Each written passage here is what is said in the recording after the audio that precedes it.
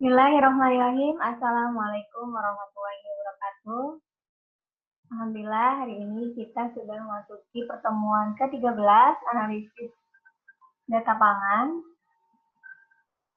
Kita akan membahas terkait analisis diskriminan. Sebelum kita mulai, mari kita berdoa dimulai.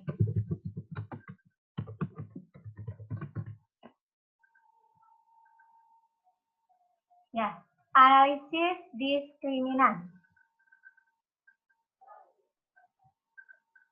Analisis diskriminan adalah salah satu teknik statistika yang bisa digunakan pada hubungan dependensi, hubungan antar variabel, di mana sudah bisa dibedakan mana peubah respon, mana variabel penjelas. Lebih spesifik lagi, analisis diskriminan digunakan pada kasus di mana variabel respon berupa data kualitatif dan variabel penjelas berupa data kuantitatif. Jadi variabel responnya itu justru kualitatif. Kualitatif itu berarti skalanya ordinal atau nominal, ya. Dan variabel penjelasnya berupa data kuantitatif. Tujuan analisis diskriminan, itu kan tadi metode untuk mencari dasar pengelompokan individu berdasarkan lebih dari satu variabel bebas. Analisis tadi dipakai untuk menjawab pertanyaan bagaimana individu dapat dimasukkan ke dalam kelompok berdasarkan beberapa variabel. Analisis diskriminan tadi ya, mengklasifikasikan suatu individu ke dalam kelompok yang saling bebas dan menyeluruh berdasarkan sejumlah variabel penjelas. Ada beberapa asumsi, harus tidak adanya multikolonialitas antar variabel independen. Variabel independen mengikuti distribusi normal, adanya homogenitas varians antar kelompok data, ya, atau matriks varians kovarians variabel penjelas berupa ukuran P kali P pada kedua kelompok yang harus sama. Nah, contoh fungsi diskriminan, misalnya di dalam depan kita ya, misalnya dengan melihat gejala-gejala yang nampak pada seseorang, dokter bisa menduga penyakit apa yang diderita oleh orang tersebut. Atau dengan melihat warna, merasakan dan menghirup asap rokok, dia bisa mengetahui kelas kualitas tembakau. Dengan mengetahui berbagai indikator yang berupa variabel derivatif keuangan sebuah bank, kita bisa menilai kesehatan bank tersebut. Nah, itu contoh fungsi diskriminan. Terus selanjutnya, analisis diskriminan itu bisa digunakan untuk software itu bisa di SPSS dan SAS ya. Untuk SAS itu saya perlihatkan untuk SAS ini di buku APG ya, analisis peubah ganda. Ini mana ya? Nah, ini adalah sintaksnya. Jadi kalau di SAS itu ada sintaksnya, tapi sepertinya tidak perlu pakai SAS ya. Nah, di sini contohnya itu tentang ikan. Jadi ada beberapa ikan, spesies ikan. Ada ini spesies ikan. Kalau di SPSS itu dia bisa lebih dari satu ya. Ada bream, ada roach, ada whitefish, ada parky, ada perch, pike, smelt. Nah, peubah yang digunakan untuk menyusun fungsi diskriminan adalah berat tubuh, panjang kepala, panjang ekor, tinggi ikan, dan lebar ikan. Ini rumus-rumusnya dan ini datanya. Ini sintaksnya ya, sintaksnya nanti tinggal dirunning. Jadi kita itu punya 6 peubah penjelas dan punya 7 kelompok. Jadi nanti akan ada 6 fungsi diskriminan kanonik. Nah, nanti outputnya yang keluar adalah seperti ini. Analisis diskriminan kanonik data ikan ya. Nah, ini adalah output. Nah, uji ini dilakukan untuk melihat korelasi kanonik ya. 0 berarti tidak ada fungsi linear yang bisa membedakan kelompok. Ini uji asumsinya dulu. Jadi korelasi kanonik itu ukuran keeratan hubungan antar peubah penjelas dengan kelompok. Jadi kalau di SAS ya. Jadi ini Prof. Kandis ya, derajat bebas, tidak perlu ini ya.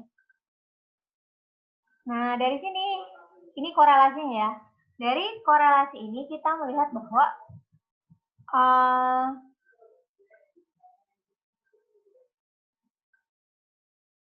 ini membuat nilai korelasi antara keubah penjelas dan fungsi diskriminan.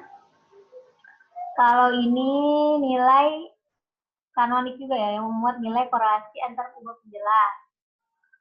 Nah, ini interpretasinya. Dilihat bahwa variabel yang berkorelasi tinggi dengan fungsi diskriminan kanonik pertama adalah height, yang menunjukkan bahwa keubah ini erat kaitannya dengan perbedaan spesies. Jadi yang bisa membedakan spesies ke 6 spesies itu yang korelasinya tinggi, yaitu height. Kalau di sini ya, kalau di SPSS, di SAS.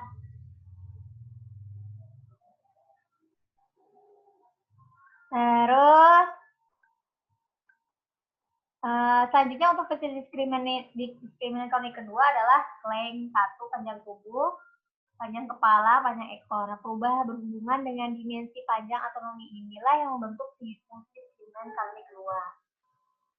Ya.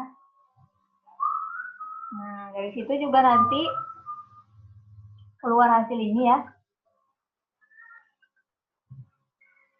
Nah, jadi nanti fungsi diskriminan linear keubah-ubah penjelas itu jadi akan memisahkan signifikan spesies ikan. Jadi bisa diinterpretasikan nanti ya. Nah, di sini. Oh, kok tiba-tiba latihan? Bentar. Nah, dari sini, nah, ini. Ini kan spesiesnya ya, ini kanonik 1, kanonik 2, kanonik 3. Ya, fungsi diskriminan yang pertama yang memisahkan ikan brem dan parki dan ikan lainnya. Lihat dari ininya, dari koefisiennya. Yang positif itu brem dan parki, yang lainnya itu negatif. Berarti si fungsi diskriminan yang pertama itu memisahkan ikan tadi. Ya. Jadi lihat dari si negatif-negatif ini. Bisa diinformasikan membutuhkan cara untuk menilai suatu bagus kemampuan fungsi. Nah, itu kalau di SAS ya memang agak ribet, tapi sebagai pengenalan gitu ya kalau di SAS ini. Tapi nanti tuh ada kalau di SPSS lebih detail ya.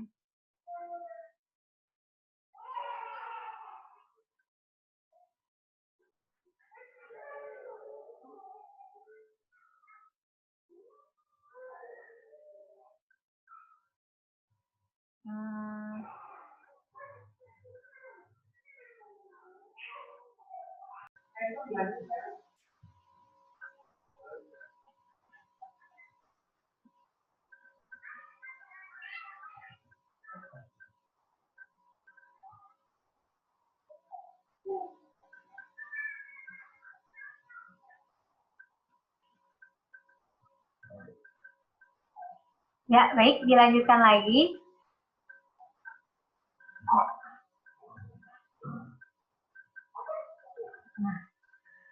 Nah, untuk di SPSS itu ini ya cara-caranya.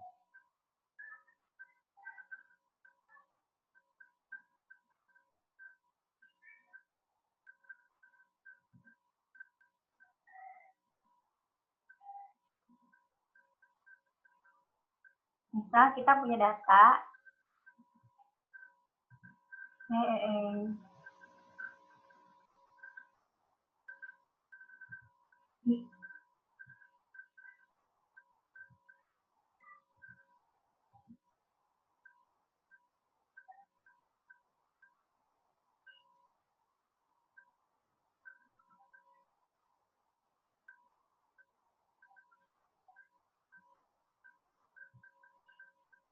untuk SPSS langsung aja kita di SPSS. Ya.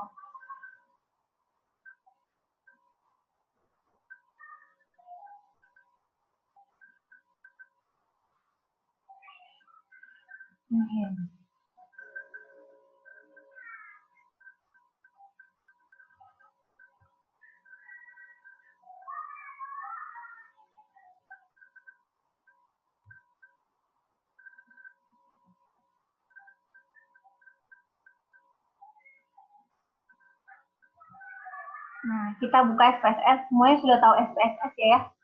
Sudah pernah kan ya?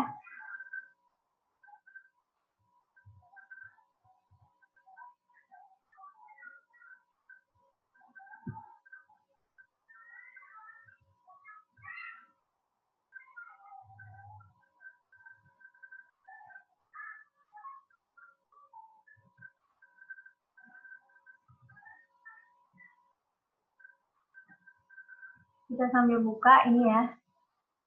Kita sambil coba ya. Jadi ada variabel Y, Y-nya ingat dia bentuknya kualitatif ya. Ini datanya ya. Kita bisa copy-in ke sini, di copy ya. Ada 200 datanya. Data view.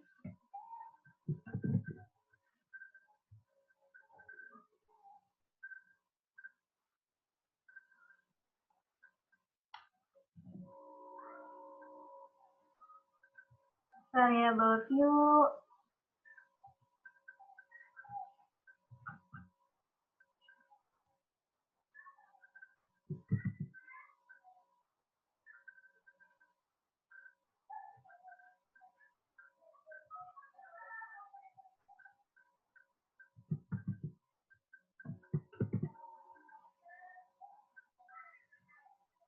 Nah, kan udah ya datanya seperti ini.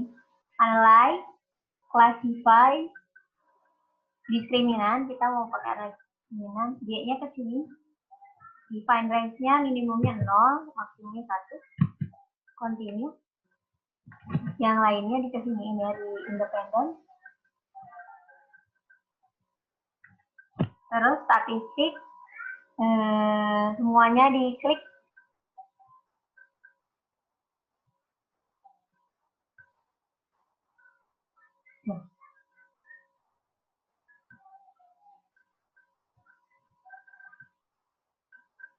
Tunggu kita lihat atas caranya.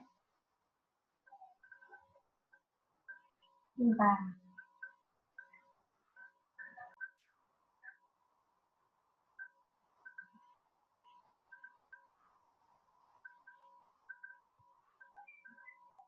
Nah, jadi ini tutorialnya ya.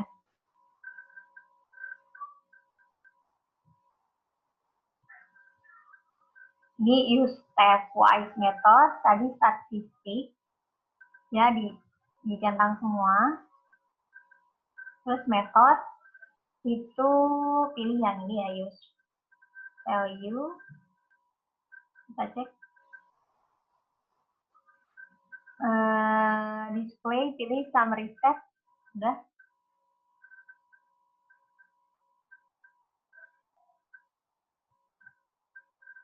Continue. Classify. Pilih ya. All group equal. Within group. Case with.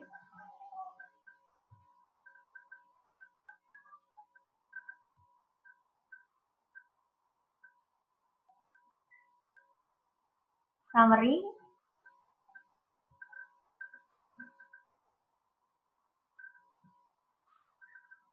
This one. Udah ya.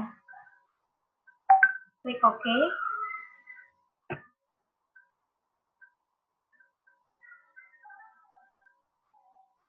Nah, nanti outputnya seperti ini. Banyak ya outputnya.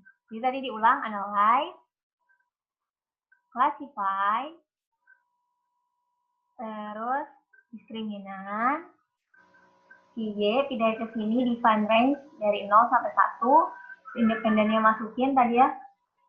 Terus klik use stepwise method, statistiknya centang semua, metodenya pilih Wilks with lambda, summary, use, classify-nya all group, within, case summary, list, one out classification, lalu oke, gitu aja. Ya. Oke, nanti outputnya seperti ini. Nah, yang penting adalah interpretasinya. Kita bahas satu-satu interpretasinya ya. Jadi, misal interpretasinya variabel Y itu dianggap pengambilan keputusan di mana 0, itu yang beri keputusan 0, dan 1 responden yang mungkin bisa jadi 0 itu tidak setuju, 1 itu setuju, misalnya kasusnya. Nah, ini nanti dapat tabel group membership. Nah, dari tabel ini, kita bisa melihat bahwa kasus yang dianalisis dari 200 responden, 92 kasus itu memberi keputusan 0 dan 108 memberi keputusan 1. Rata-ratanya untuk X1 itu 1:63,20 ya. Untuk kelompok 1 bukan 1 banding. Untuk kelompok 1 63,20, untuk kelompok 0 atau yang setuju itu 63,20, untuk kelompok tidak setuju 35,92. Artinya rata-rata X1 untuk kelompok yang pertama itu lebih tinggi dibandingkan kelompok kedua. Nanti diinterpretasi ini ya. Nanti untuk interpretasi variabel X2, X3 juga silakan diinterpretasikan sendiri. Nah, terus ada tabel equality of group mean. Nah, tabel ini adalah hasil analisis untuk menguji kesamaan rata-rata variabel. Jadi untuk melihat dia ini asumsinya ya. Uji menggunakan Wilks lambda dan nilai signifikan. Nah, nanti kalau misalnya keputusannya itu dia lebih besar dari 0,05, berarti tidak ada perbedaan dalam kelompok. Kalau lebih kecil dari 0,05, maka ada perbedaan dalam kelompok. Nah, karena semuanya signifikannya lebih kecil dari 0,05, maka memberi perbedaan pada pengambilan keputusan D. Ya. Terus ini covariance korelasinya ya. Dari tabel di sini dilihat bahwa korelasi apabila antar variabel independen yang lebih besar dari 0,5, maka harus dicurigai ada gejala multikorelasi. Nah, dari sini, ini korelasinya nih ya. Ini agak-agak buram. Nanti lihat di sini aja. Di sini variabel korelasinya. Nah, korelasi. Lihat. Ini ya korelasinya. Itu tidak ada yang nilainya itu melebihi 0,5. Ini 0,49, 0,16, 0,135 gitu ya. Balik lagi ke sini. Jadi tidak ada permasalahan multikoleritas. Nah, ini untuk asumsi selanjutnya homogenitas kovarian. Jadi dilihat dari tabel ini ya, tabel homogenitas kovarian. Kita pakai box M, pakai nilai box M ini. Kalau misalnya dia 0,05, maka H0 diterima. H0-nya apa? H0-nya varians kedua kelompok identik atau homogen, varians kedua kelompok tidak sama. Nah, ini lihat nilai signifikannya ini 3,64, berarti artinya trim H0. Dengan demikian varians kelompok data adalah ini. Nah, terus ini tabel selanjutnya ya.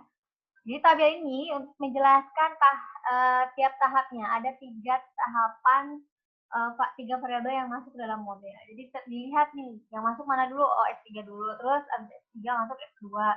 Ketika S3 masuk, si signifikan gimana? Oh, tetap signifikan. Ya, si F-nya secara keseluruhan signifikan. Pas si X2 masuk, signifikan. Pas si X1 masuk, signifikan. Nah, kalau ada variabel yang pas masuk itu dia tidak signifikan, berarti dia tidak usah dimasukkan ke dalam model. Nah, variabel yang masuk dalam model adalah variabel yang punya pengaruh bermakna pada G dan tidak menyebabkan nilai F tidak signifikan. Nah, besar kecilnya signifikan of F remove, di mana angka terpecah akan dijauhkan. Nah, ini untuk tabel ini penjelasannya adalah menunjukkan bahwa yang tetap tinggal dalam model itu ada 3 variabel. Ini juga tabel ini menunjukkan bahwa variabel yang keluar dari tahap tiap model dari sampai tahap 2 itu adalah X1.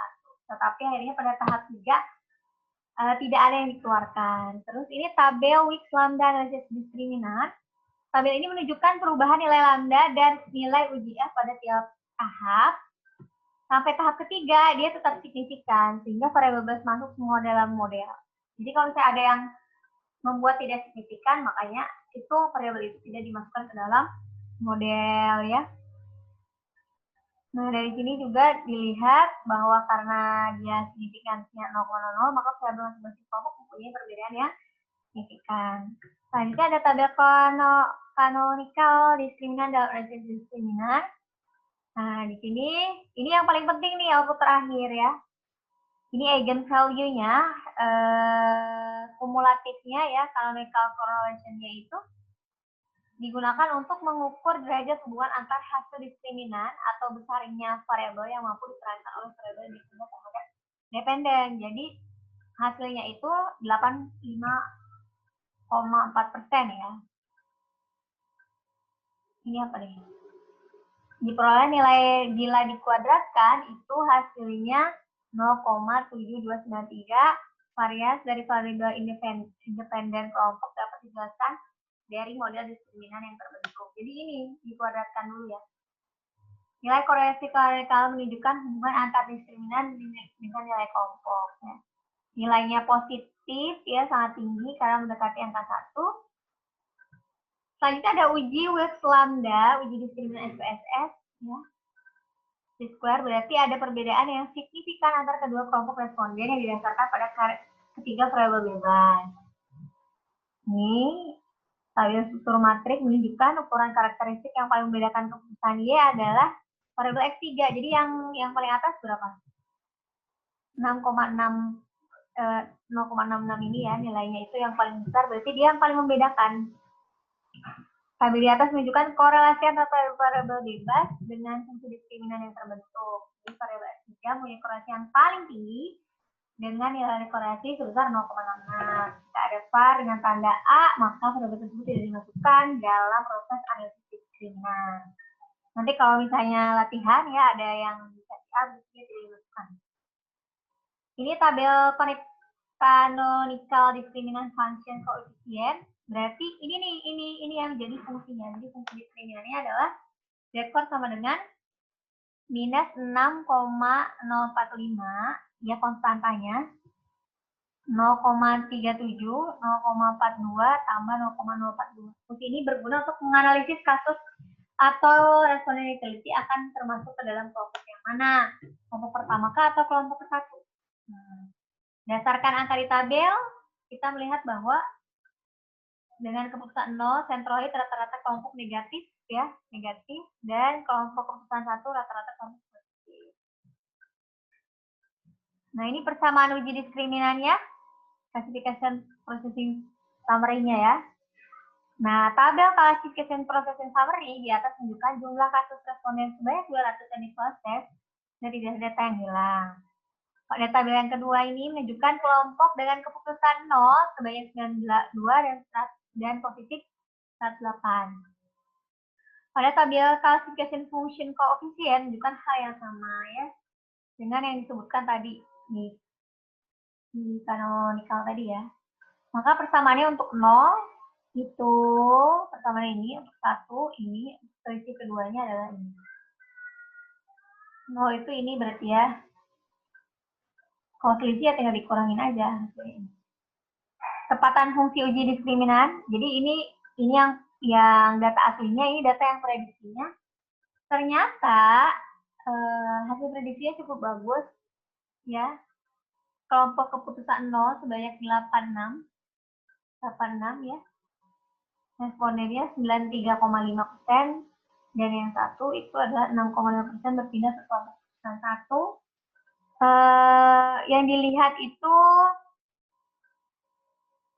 dilihat itu berarti ini ya, 93% tadi ya, 93,5%, 86. Berarti 86, ini persenannya ada 93,5%, ini 6,5%.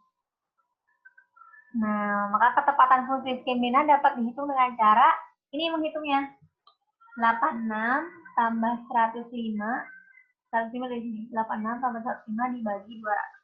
Jadi ketepatan diskriminannya itu 95,5%. Jadi cukup besar ya. Nah, nanti bisa jadi model yang kita dapatkan tadi ini digunakan untuk data-data baru ya. Data-data baru untuk memprediksi ketepatan seseorang itu setuju atau tidak misalnya terhadap data ini gitu ya.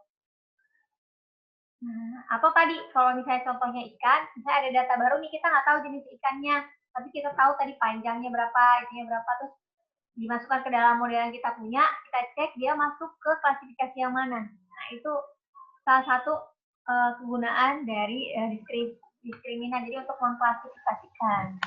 Nah, sehingga kesimpulannya adalah tadi asumsi normalitas terpenuhi, asumsi tidak ada toleritas terpenuhi, homogenitas terpenuhi, terdapat perbedaan yang signifikan antara kelompok responden yang memberikan keputusan 0 dengan kelompok yang memberikan keputusan 1. Faktor-faktor yang membuat berbeda adalah variabel X1, X2, X3, semua variabel ini saja tadi masuk. Ketepatan fungsinya adalah 95,5%, ya, cukup tinggi, dan persamaan fungsinya adalah tinggi. Jadi, dengan analisis diskriminan ini, kita akan menemukan tadi fungsi diskriminan-nya, dan kita akan melihat ketepatan dari model atau fungsi diskriminan yang kita punya. Seperti itu. Nah, itu ya, jadi paham ya untuk analisis diskriminan ini. Mungkin kalau di gizi ya bisa digunakan terkait status gizi, misalnya status gizi seseorang itu misalnya baik atau nggak baik, itu kan indikatornya banyak. Nah, indikator yang banyak itu bisa dibuat untuk memprediksi status gizi seseorang. Nah, bisanya itu adalah dengan kita itu membuat model yang bagus ya. Jadi model yang bagus yang bukan hanya dia itu banyak variabelnya, tapi variabel yang masuk itu adalah variabel-variabel yang penting-penting aja. Mungkin itu yang bisa dibahas ya. Semoga bermanfaat. Nanti kita diskusi, tapi memang kayaknya diskusi ini tuh harus coba dulu ya uji diskriminannya. Nanti saya kasih data dan dicoba juga diinterpretasikan seperti yang dicontohkan. Terima kasih atas perhatiannya. Wassalamualaikum warahmatullahi wabarakatuh.